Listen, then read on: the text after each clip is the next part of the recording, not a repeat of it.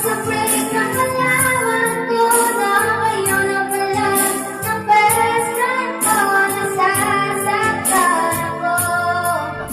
Parang di pa ako nakagawa ng ganun tema. Yung pinagpalit ka sa kaibigan, lalo na sa best friend mo, di ba? So yun, gawa tayo ng ganun tema, pero kunin natin yung ginawa ni ate. Siguro tanggalin lang natin yung mga bad words doon. So yun, tingnan natin kung anong kakalabasan. I was afraid na